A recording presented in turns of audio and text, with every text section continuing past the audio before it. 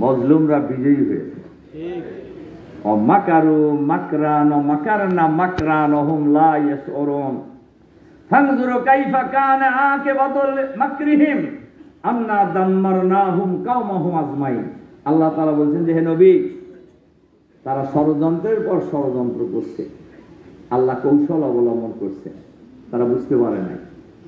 আল্লাহ তার নবীকে বলছেন যে হে নবী, তুমি অপেক্ষা করো, দেখো ষড়যন্ত্রকারীদের পরিণতিটা কি হয়েছিল। আন্না দাম্মারনাহুম কাওমাহুম আজমাইন, তাদেরকে আমি গোষ্ঠী শুদ্ধ ধ্বংস করে দিই। হয়েছে না এরকম? বলেন হয়েছে কিনা? খালি কি হাসিনা পালাইছে? হাসিনা পালাইছে, তার মন্ত্রীরা পালাইছে, এমপিরা পালাইছে, তার দলের নেতা নেত্রীরা পালাইছে, আতি নেতা পাতি নেতা পালাইছে। পালাইছে কিনা বলে? তার দলের ব্যবসায়ীরা পর্যন্ত পালাইছে। পালাইলো কেন? পালাইছে ইমাম পর্যন্ত পালাইছে। তাহলে বলছেন ইমাম পর্যন্ত, জাতীয় মসজিদের ইমাম তিনি পর্যন্ত পালাইছেন।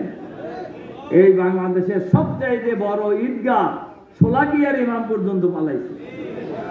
কেন পালাইলেন বলেন তো দেখি?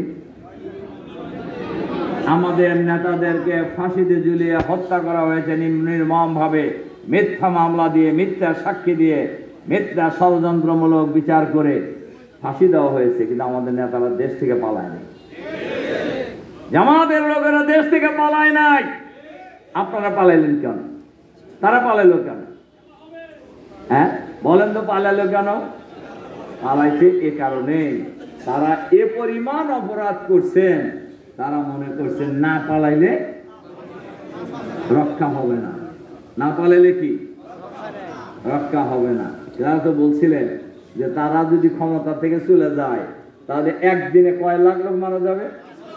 5 লাখ লোক মারা যাবে। মরছে কেউ? হ্যাঁ মরে নাই। মরে নাই। মরে নাই কেন?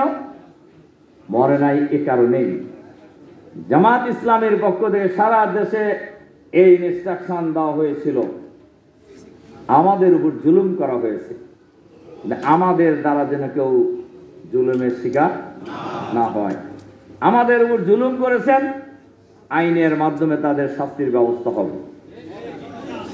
জামাত যদি চাইতেন, শিবির যদি চাইতেন, গোটা বাংলাদেশ 5ই আগস্টের পর টানা বানায় ফেলতে পারত। কিন্তু আমরা করছি সেটা?